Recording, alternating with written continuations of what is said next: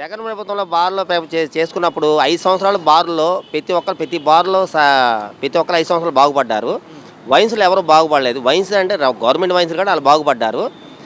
ఈరోజు చంద్రబాబు నాయుడు గారి వల్ల పబ్లికు లైన్‌లో నిల్చోకుండా హ్యాపీగా తీసుకుని వెళ్తున్నారు.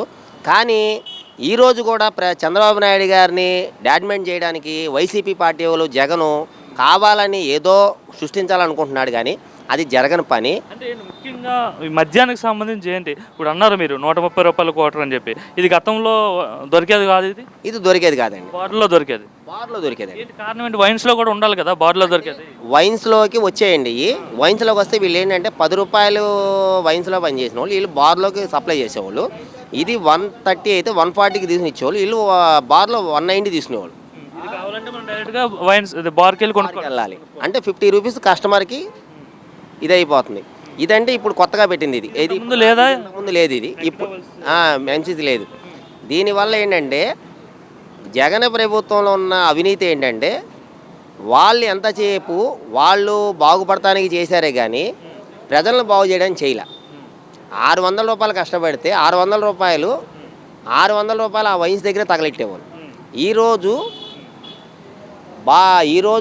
చంద్రబాబు నాయుడు ప్రభుత్వంలో 600 రూపాయలు సంపాదిస్తే 200 రూపాయలు తాగి 400 ఇంటికి పట్టుకెళ్తున్నారు. మద్యంలో కూడా అంటే క్వాలిటీ విషయంలో కూడా చాలా తేడా ఉండేదని చెప్తున్నారు. గతంలో స్పిరిట్ ఇట్లా ఉండేది, ఇప్పుడు కొంచెం క్వాలిటీ ఉందని నిజమేనా? కాదండి,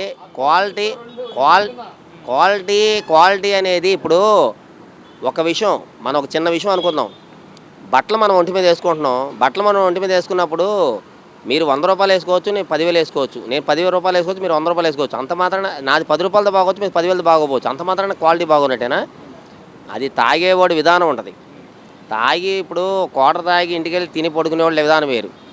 వాడు తాగేసి 10 క్వార్టర్లు తాగేసి నాకు ఎక్కలేదు, నేను తాగలేదు, నేను రోడ్డు మీద గత్తర చేశానంటే అది కరెక్ట్ కాదుగా.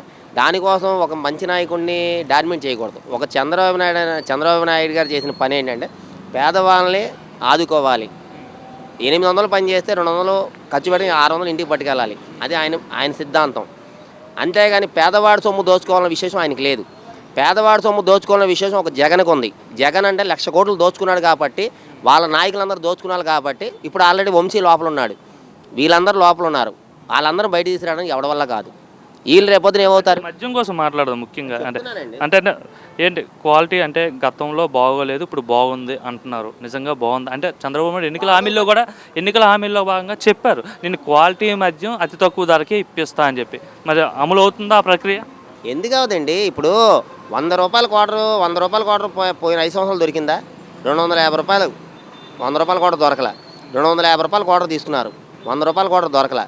ఇప్పుడు 100 రూపాయల క్వార్టర్ దొరుకుతుంది అంటే 250 రూపాయలు పెడితే హాఫ్న్నర ముందు దొరుకుతుంది వాళ్ళకి. మరి హాఫ్న్నర ముందు దొరుకుతుంది. ఆ రోజులు ఆ ముందు ఆగితే పచ్చివాతం రావడం, కాలుజేలు పడిపోవడం, గుండె ఆగిపోవడం, పెనాయిలే అచ్చంగా పెనాయిల్ ముందు తయారు చేశారు వాళ్ళు. ఇప్పుడు క్వాలిటీ ముందు తయారు చేశారు వీళ్ళు. క్వాలిటీ ముందే శుభ్రంగా అన్నం పెట్టినోడేమో మంచి కాదంటున్నారు, పురుగుల ముందు పెట్టినోడేమో మంచి ఫుడ్ అంటే ఎలాగా? ప్రజలు కూడా తెలుసుకోవాలండి. ప్రజలు కూడా మంచి ఎవరు చెడ్డెవరు తెలుసుకోవాలి. అంతేగాని మంచోడని చెడ్డోడు అనేవాడిని చెడ్డోడుగా చెప్పు తీసుకొట్టాలి. చెప్పండి. ఇప్పుడు ఇంకా ఇక్కడ షాపుల్లో చూసుకుంటే ఫోన్పే ఇట్లా పెట్టారా? గతంలో ఫోన్పే ఉండేది కాదు, డిజిటల్ పేమెంట్ లేదు, అంతా క్యాషే తీసుకునే వాళ్ళు. నెక్స్ట్ ఒక మనిషికి 2-3 కంటే ఎక్కువ ఇచ్చేవాళ్ళు కాదు, మళ్ళీ లైన్లు కాసుకోవాల్సిన అవసరం ఉండేదని చెప్పారు. ఇప్పుడు అట్లాంటి సిస్టమ్ ఉందా? ఒక మనిషికి మనకి ఎన్ని కావాలంటే అన్ని ఇస్తారా? ఫోన్పే ఇట్లా అవుతుంది, ఆన్లైన్ ట్రాన్సాక్షన్ అవుతుందా? ఏమంటే ఎన్ని కావాలంటే అన్ని ఇవ్వట్లేదండి. మేము మనిషికి 2-3 ఇస్తున్నాం, మనిషి 2-3 ఇస్తున్నాం. అంతేగాని ఎన్ని కావాలని ఇవ్వట్లా. ఫోన్పే అంటే ఫోన్పే ఇస్తున్నాం, ఫోన్పే కొట్టుకోమనండి. 3 క్వార్టర్ కంటే ఎక్కువ ఇవ్వట్లా.